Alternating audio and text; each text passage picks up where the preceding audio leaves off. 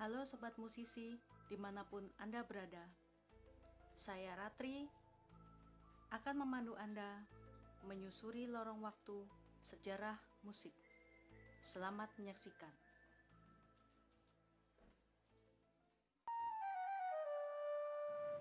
Sejarah musik Mesir terbagi menjadi 3 masa, yaitu Kerajaan Lama dengan Memphis sebagai pusat keseniannya, Kerajaan Madya, dan Kerajaan Baru.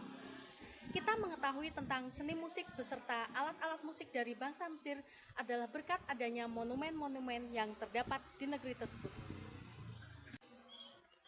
Seni musik mengambil peranan yang sangat penting bagi bangsa Mesir, terutama menyangkut okultisme.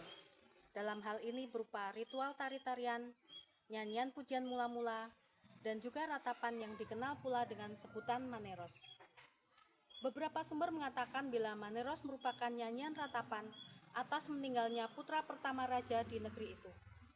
Sumber yang lain menuliskan bila maneros merupakan personifikasi musim semi yang cepat berlalu. Naskah-naskah kuno Mesir menyebutkan bahwa seniman mendapatkan tempat yang terhormat dan pemimpin paduan suara adalah orang yang terpandang. Pada masa itu, orang muda Mesir hanya diperkenankan akrab dengan sopan santun dan budi pekerti luhur yang tercermin pula dalam musik mereka. Plato, seorang filosof dari Yunani, mengagumi kebudayaan bangsa Mesir karena menganggap bahwa bangsa Mesir telah menciptakan nyanyian yang mampu mengendalikan hawa nafsu, sehingga kehidupan orang muda saat itu tidak mengarah ke hal yang tidak baik. Musik Mesir sangat dipengaruhi oleh kondisi politik saat itu. Sentralisasi kerajaan mengakibatkan kurang adanya perkembangan di bidang musik karena kerajaan melarang nyanyian-nyanyian yang berasal dari negeri lain. Hal ini juga dikatakan oleh Herodotus bahwa hukum legalitas telah berlaku di Mesir. Seni musik kuno bangsa Mesir belum mengenal interval, sehingga musik yang mereka mainkan masih berupa musik melodius. Sejarah mencatat bahwa seni musik bangsa Mesir kuno memakai 4 nada sebagai dasar melodi mereka, yang disebut juga sebagai tetrachord. Beberapa alat musik telah dikenal di zaman Mesir. Salah satunya adalah harpa. Pada awalnya, sekitar tahun 2500 sebelum Masehi, dikenal harpa dengan 8 buah dawai yang dimainkan oleh seorang pemain harpa bersama dengan beberapa penyanyi yang mengiringi irama lagu dengan bertepuk tangan, dengan dipimpin oleh seorang dirigen musik. Pada zaman Ramses III, sekitar tahun 1197 hingga 1165 sebelum Masehi, bentuk harpa Mesir mencapai perkembangannya yang tertinggi. Bentuknya telah menyerupai bentuk harpa yang kita kenal sekarang, dengan jumlah dawai 13, 18, 21, dan 26. Bentuk harpa juga telah mengalami perkembangan dibandingkan dengan harpa kuno. Berhiaskan gading, emas, juga mutiara-mutiara yang sangat indah. Harpa tersebut dihiasi pula dengan bentuk simbolis dari kepala dewa dan dewi Mesir kuno, bentuk Sphinx, atau bentuk hewan.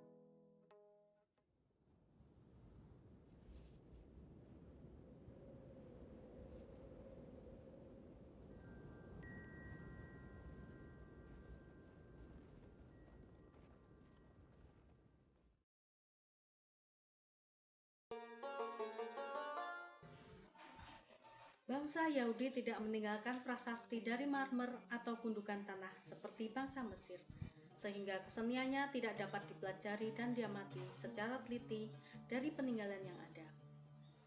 Tetapi bangsa Yahudi itu sendiri merupakan monumen hidup dari zaman lampau. Adat istiadatnya tidak tergerus dan tidak luntur oleh jalannya waktu maupun sejarah. Berbeda dengan bangsa Mesir, bangsa Yahudi tidak berminat pada seni patung, namun sangat berkembang dalam seni sastra, terutama syair-syair puisi yang terjalin akrab dengan musiknya. Bila sentralisasi bangsa Mesir adalah kerajaan, maka bangsa Yahudi terpusat pada teokrasi. Musiknya mula-mula hanya dipersembahkan untuk meluhurkan Allah. Sedemikian besar peran musik bagi bangsa Yahudi, dan hal ini pun telah tercatat dalam Alkitab. Hal ini dapat dibuktikan pada waktu kalahnya bangsa Firaun di Laut Merah. Miriam menyanyikan nyanyian kemenangan yang tertulis dalam Keluaran 15 ayat 21. Bukti lainnya adalah sorakan kemenangan sewaktu bangsa Yahudi meruntuhkan tembok Yeriko. Pada masa pemerintahan Raja-Raja Israel, musik berkembang sangat pesat. Suku Lewi yang bertanggung jawab mengenai peribadatan mengangkat tidak kurang dari 4.000 penyanyi dan pemusik guna mencukupi kebutuhan pelayanan ibadat dalam bait Allah. Salah satu tokoh musik bangsa Yahudi adalah Daud. Petikan harpa Daud tampaknya menjadi satu-satunya obat yang mampu menenangkan murka Saul dan menariknya dari kuasa roh jahat. Hal ini tertulis dalam 1 Samuel 16 ayat 14-23. Tokoh yang kedua adalah Salomo.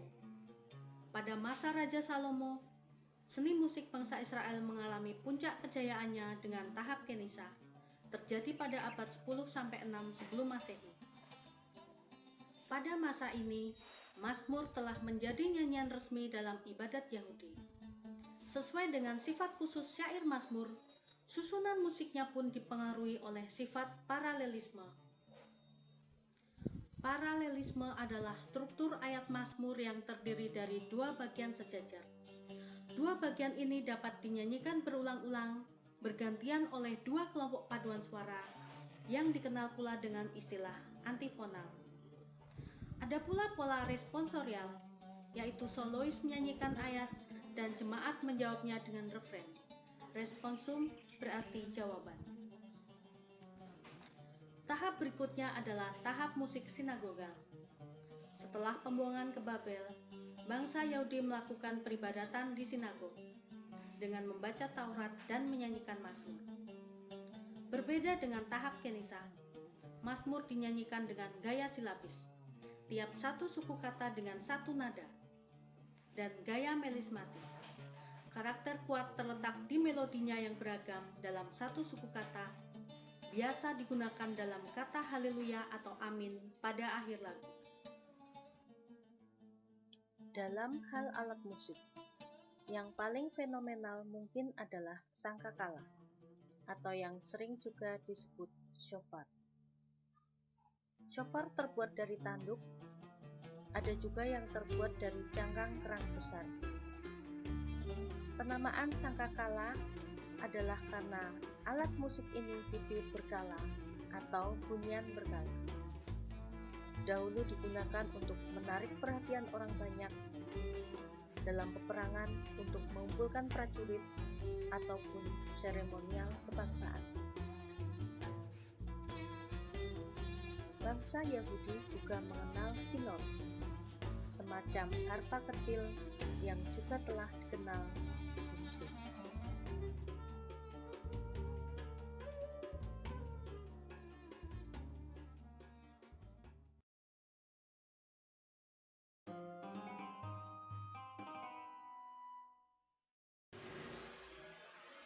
Musik telah dimainkan dan juga menjadi bagian penting sejarah pada masa Mesir dan Yahudi. Tetapi sistem dan teorinya baru ada di zaman Yunani. Bila Mesir berpusat pada kerajaan dan bangsa Yahudi berpusat pada teokrasi, maka bangsa Yunani memiliki sesuatu yang berbeda dengan keduanya, dan itu adalah mitologi.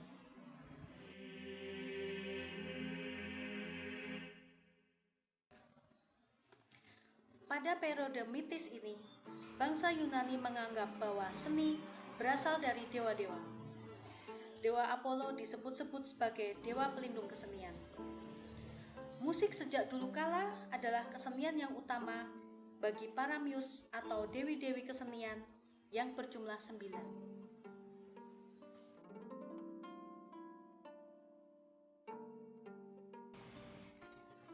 Berakhir Akhirnya periode mitis diawali dengan hijrahnya suku Doris ke daerah selatan Yunani. Peristiwa ini menjadi awal dimulainya fase kedua, terjadi pada tahun 1100 sampai dengan 500 sebelum Masehi.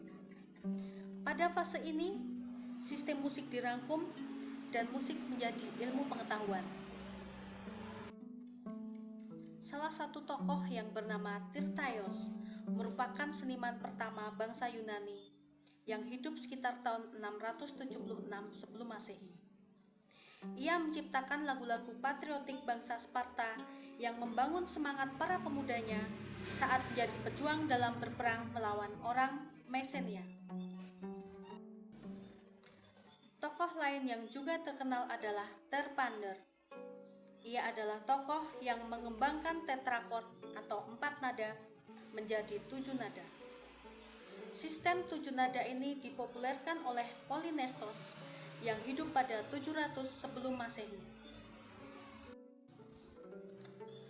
Berbicara tentang musik tidak lepas dari alat musiknya. Bangsa Yunani mengenal lira sebagai alat musik. Pada awalnya, lira hanya memiliki 4 nada yaitu E, D, C, dan B. 4 nada ini lalu dikembangkan menjadi 7 dengan tambahan nada A, B, F, dan E. Bangsa Yunani membuat tangga nada yang disebut sebagai tangga nada diatonis atau tangga nada asli dari rangkaian tetrakord.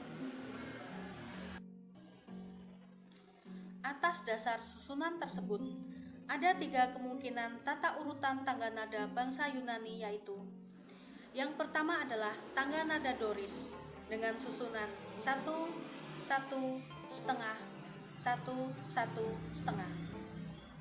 Yang kedua adalah tangga nada Frigis dengan susunan 1, setengah, 1, 1, setengah, 1.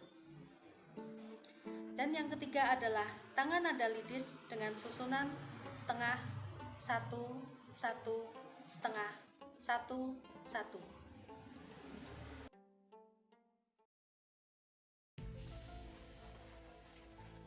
Sobat musisi, kita telah sampai di penghujung jalan menyusuri lorong sejarah musik.